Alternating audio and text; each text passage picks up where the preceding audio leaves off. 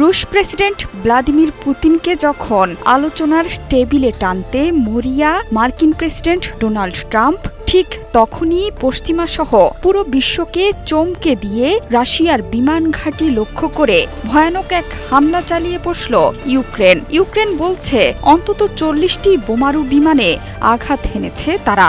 এতে রাশিয়ার $700 কোটি মূল্যের ক্ষয়ক্ষতি হয়েছে, যেটাকে ইউক্রেনের দুঃসাহসী আর অসাধারণ কৌশল বলা হচ্ছে।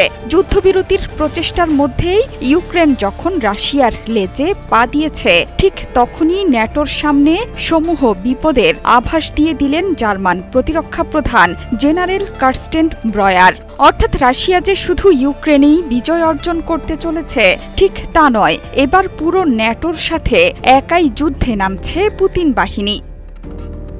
4 বছরের মধ্যে রুশ হামলার শঙ্কার মধ্যে পশ্চিমা সামরিক জোট ন্যাটোর সদস্য দেশগুলোর প্রস্তুতি নেওয়া দরকার বলে মনে করেন জার্মান প্রতিরক্ষা প্রধান জেনারেল কার্স্টেন ব্রয়ার। ব্রিটিশ সংবাদ মাধ্যম বিবিসিকে দেয়া সাক্ষাৎকারে আরও ভয়ানক সব সতর্কবার্তা দেন জার্মান প্রতিরক্ষা প্রধান। তিনি ন্যাটো দেশগুলোকে রুশ প্রস্তুতির কথাও জানিয়ে দিয়েছেন। ন্যাটোর সাথে লড়াই করতে প্রতি বছর শত শত যুদ্ধ ট্যাঙ্ক তৈরি করছে রাশিয়া। এর অনেকগুলো ট্যাঙ্ক 2029 সালের মধ্যে কিংবা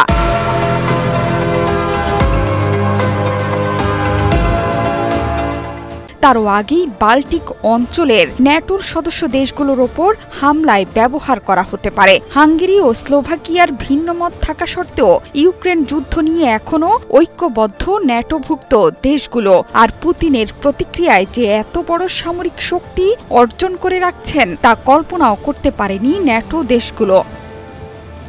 বর্তমানে সামরিক বাহিনীকে ঢেলে সাজাচ্ছে রাশিয়া। প্রতি বছর প্রায় 1,500 যুদ্ধ ট্যাঙ্ক তৈরি করছে পুতিন বাহিনী। এই ট্যাঙ্কগুলোর সবগুলো ইউক্রেনে পাঠানো হচ্ছে না, অনেক ট্যাঙ্কই মজুত রাখা হচ্ছে ভবিষ্যতের যুদ্ধের জন্য। পশ্চিমাদের লক্ষ্য করে নতুন সামরিক কাঠামোতেও যুক্ত হচ্ছে। পাশাপাশি 2024 সালে রাশিয়া 152 মিলিমিটারের 40 লাখ আর্টিলারি গোলাবারুদ উৎপাদন করেছে, যার সবগুলো ইউক্রেনে ব্যবহার হয়নি। এছাড়া ড্রোন ক্ষেপণাস্ত্রের ভান্ডার তো আছেই। এমন গুরুতর ঝুঁকি 40 বছরের পেশা জীবনে দেখেননি বলেও উল্লেখ করেছেন জেনারেল কার্স্টেন।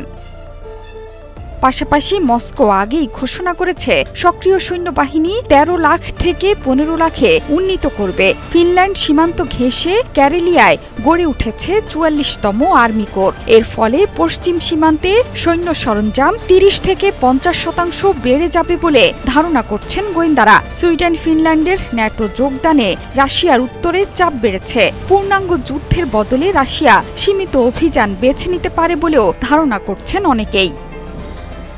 জোহরা চৌধুরী সেতু, 71।